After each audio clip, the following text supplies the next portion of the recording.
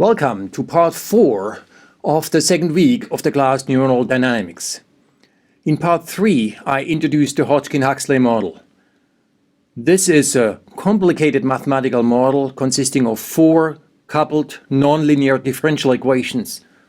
And therefore it would be rather difficult to just sit down with a piece of paper and a pencil and work out what happens in a step-by-step fashion.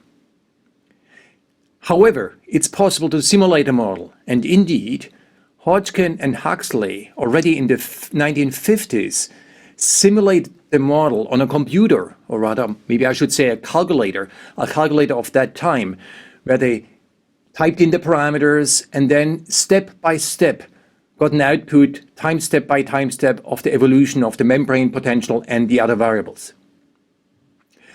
So this complicated model of 4 differential equations has a first equation for the voltage, a second equation for M, a third equation for H, and a fourth equation for N, which is sort of similar to that of H.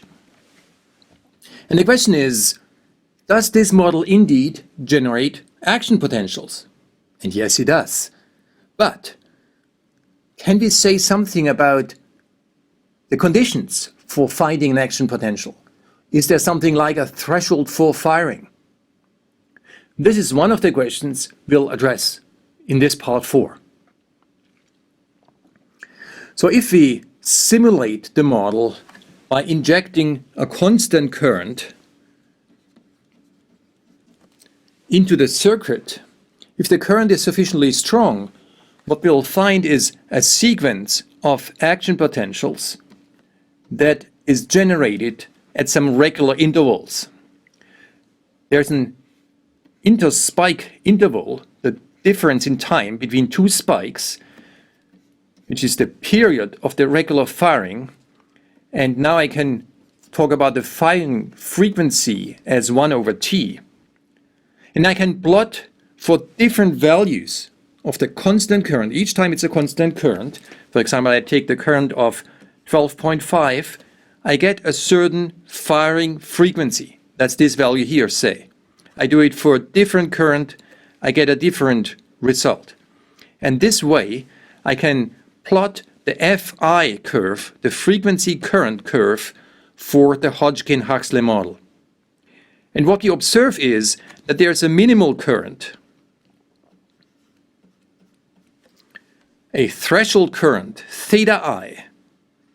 If we are above this minimal current, the model generates regular firing. If you are below this threshold current, then the model shows constant firing. This threshold corresponds to the current that I need if I switch from 0 input to the new current I0. So, at first glance, we may say, okay, so we have found a threshold. There is something like a threshold for repetitive firing, and this threshold corresponds to a minimal current. In that sense, it's a current threshold. So, does the model really have a current threshold? Well, that's not exactly true. Because if we change the paradigm, we find something completely different. Now, instead of a constant current, we have a short pulse current of, say, 1 millisecond duration. And if the pulse has an amplitude which is sufficiently high, then an action potential is generated, which is completely out of bounds. It goes up, if 0 here is the resting value, it goes up to about 100 millivolt. And then it comes down again and returns slowly back to the resting potential. Now if I decrease the current just a tiny little bit, just a little bit less stimulation, then I get the other trace, the dash trace, and there's no action potential. So we may say that in these current units, for example, a current of 7 gives an action potential, whereas a current of 6.9 does not. So does this mean that now we have again a current threshold? Well, think about it. This cannot be true. Because if I now use a current that does not have a duration of 1 millisecond, but which has a duration of 0.5 milliseconds, so I take my current of amplitude 7, but I stop at 0.5 milliseconds, then it only walks up here. The first 0.5 milliseconds are the same. The voltage will only increase for the first 0.5 seconds, and then it's left alone. And it will do something, which I don't want to simulate, but it will return back. So the value 7.0 is completely uninformative because it depends on the shape of the pulse, on the duration of a pulse, and many other things. So what can we say? We can say that we have a system consisting of 4 differential equations. There's a sodium current, there's a potassium current, there's a lead current, and this is my stimulation. And I don't really see a threshold. But nevertheless, this threshold effect that we have observed in simulations must be somehow hidden in the equations. So can we give a more mathematical explanation of the things we observe in the simulations? Well, let's go step by step.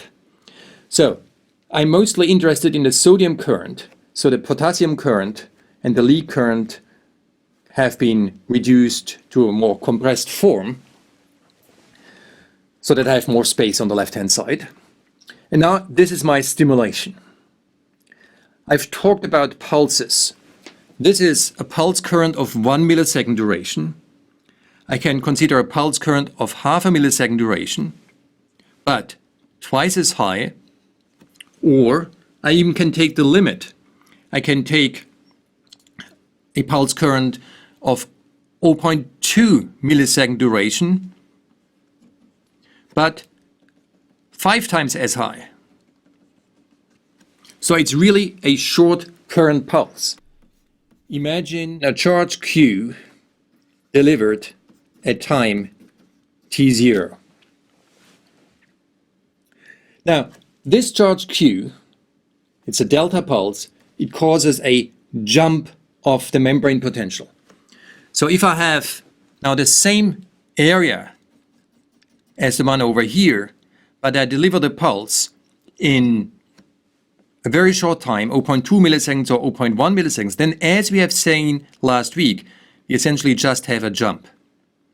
We just have a jump by an amount, delta U, which I can calculate from Q and the capacity C. So now I know the membrane potential is higher. Now let's look at the graph. This is for M. M likes to go towards M0, and the M0 curve is the green curve here. At rest is denoted as 0. So we have adjusted the voltage scale for this plot that the rest is at 0. At rest, M has a certain value. But now, because of my pulse, I get this jump in the voltage, which means I'm now here. This is the difference, delta U. But at this new voltage value, M0 is higher. So now M will go to this higher value. But if M is higher, then the total conductance of the channel has increased. This is sodium. Sodium is a positive ion that will flow from the outside into the cell. If it flows into the cell, then the voltage will increase further. But now M is even bigger, and the voltage will yet increase further. So we see that this M dynamics leads to an instability. A first voltage step causes a blow-up, like an explosion. And you see it here, it really will move up rapidly to a very high value. So we have a sort of explosive behavior. Now the question is, if it explodes, well, it cannot go to infinity. Why does it stop? Where does it stop?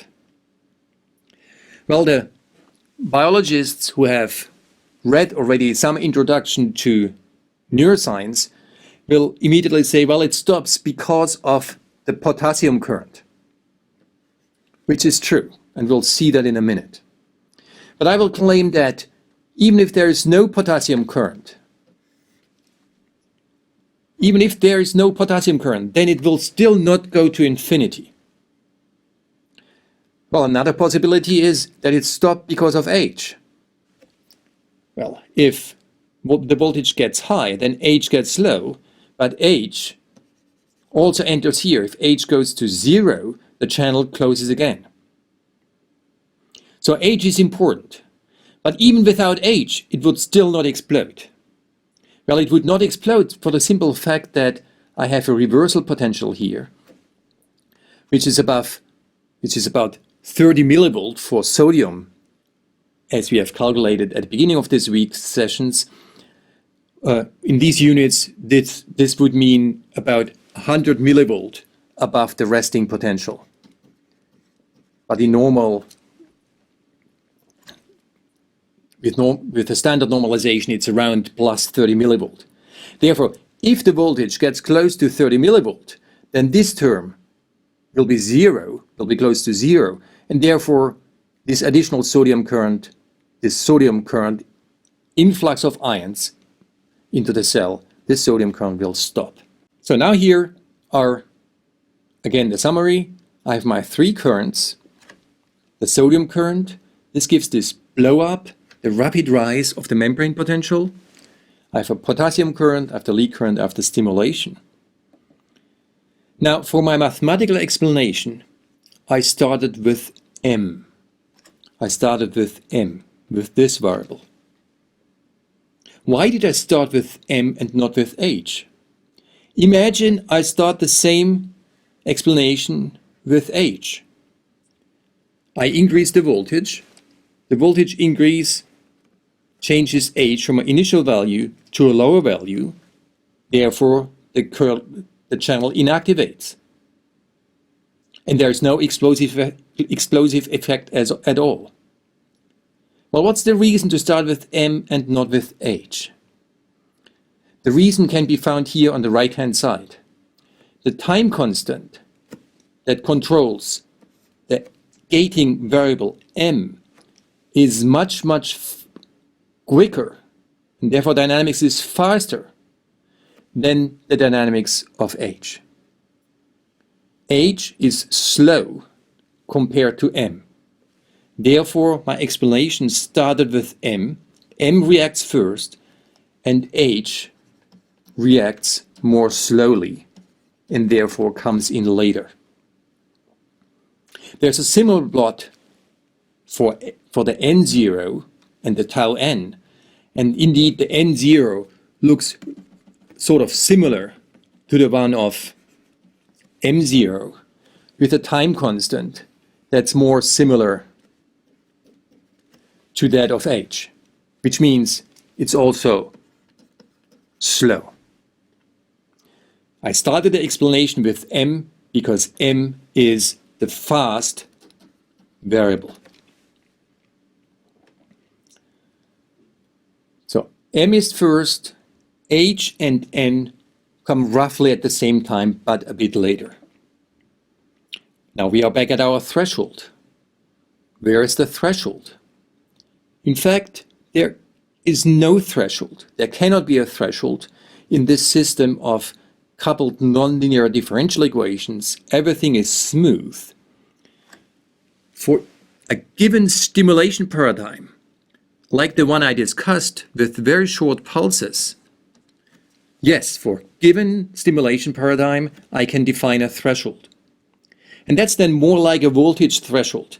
That's the moment when this M dynamics becomes unstable and the voltage will automatically reinforce itself. You have this kind of explosive behavior. However, if I choose a different stimulation paradigm, not the pulse paradigm, then then the threshold I determine would be completely different. So with this discussion of the dynamics of M and H, we can now follow and understand the formation of action potentials. So here a short current has been applied during this time here. This is my current pulse for 1 second. And afterwards the voltage explodes. It goes up to nearly plus 30. Here it stops at plus 20, then goes down again. And then you see we have this long spike after potential. SAP, spike after potential. This long spike after potential, it takes a long time before the voltage comes back to the normal value, the normal resting potential. Now here's the plot for the 3 different gating variables. And you indeed you see that M, right at the beginning, M is the one to start first. H follows a bit later. This is H. H goes down, but with a delay. The combination of H and M makes that the sodium current is short and then it's stopped. It's indeed, the current is stopped by H. The voltage would be stopped in any case, even without H, because of the reversal potential here. Now, for the sodium current, I have the variable N. N starts about here, and in this scale, N only reacts slightly. But we have a bump about here. This bump is multiplied with the power of 4. This little bump gives rise to the K current, to the potassium current, which is plotted here in the opposite direction. This is sodium is flowing into the cell, potassium is flowing out of the cell. So let me summarize what we have seen so far. A Hodgkin Huxley model consists of 4 coupled nonlinear differential equations. There is no strict threshold, there's no strict voltage threshold, there's no strict current threshold. When you look for a threshold, the results you get will depend on the stimulation paradigm that you use, and the result is different for short current pulses, it's different for step currents, it's different for slow current ramps, and so forth. Nevertheless, in practice, it's well worth talking about a threshold. So there's something like an effective threshold because there's a regime where the differential equations are very sensitive to small changes in the input. And this is what gives effectively rise to a threshold. So let's look at some other stimulation paradigms. For example, here I've used a short current pulse, and which is just enough to generate a spike. Now if I use a first current pulse to generate the spike, and then I use the same pulse again, a few milliseconds later, say 5 milliseconds later, the same pulse will no longer generate an action potential. Or if I use the same pulse strength, the same pulse form, 10 milliseconds later, it will not generate an action potential. It remains below threshold. And only if I use the same strong stimuli much later again, I can generate a further spike. This phenomenon is called refractoriness. It's more difficult to elicit a second spike during a few milliseconds after the first spike. Now let's look at some other paradigm. In vivo, a neuron sitting somewhere in the cortex is expected to receive some time-dependent current, which represents the input of thousands of other spikes that arrive from other neurons. Now, with this kind of current, the Hodgkin Huxley model generates a spike train which looks irregular, and this spike train has a subthreshold behavior where it just fluctuates. These fluctuations represent the fluctuations in the input, and occasionally there's a spike. Now, yet another paradigm often used in experiment is this step current. Now, the notation here is that I start with a certain value I1,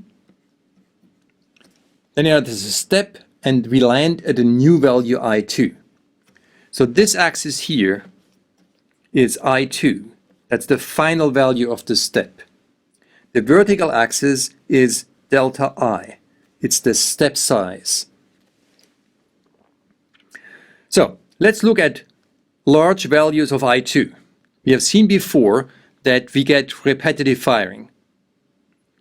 However, you get the repetitive firing only if there is a step.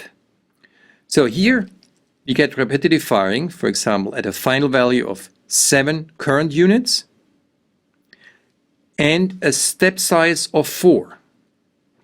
With a step size of 1, so we land at the same final current, but the step is much smaller. You don't get repetitive firing. You just get some oscillatory response to the change. Note the scale. 6 millivolt, 100 millivolt. This is very different. This is not a spike. So this is the regime of repetitive firing, R. Now let's look over here. I land at a final value of 2 using a step of amplitude 5. So my final value is 2, the step is 5. What I get is a single spike in response to the current step. If I land at 2, but the step size is only 2, then I only get this 3 millivolt little ondulation. Thus, for step current, it's not just the final current that plays a role. It's the final current, just as well as the step size, that come into account. So let's summarize. There is no firing threshold. It depends on the input, what you get as a result. And in addition to the pulse currents and step currents, we can also look at ramp currents, and we would get yet another different result. Now, the reason is that it's 4 coupled differential equations. And it's not just a voltage threshold, it's not just a current threshold. The M has its own dynamics.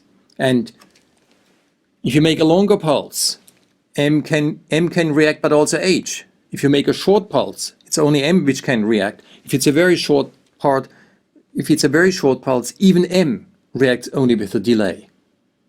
So it's really the interaction of the different variables of the differential equations that cause spike generation. Now, if you use this very slow ramp input on a Hodgkin Huxley model, we find an Fi curve with a jump. This is called a type 2 or class 2 behavior. If you use the framework of Hodgkin Huxley models but change parameters so that it's more adapted to cortical neurons, then you can make it a smooth response with very low frequencies. This would be called type 1 or class 1 firing behavior.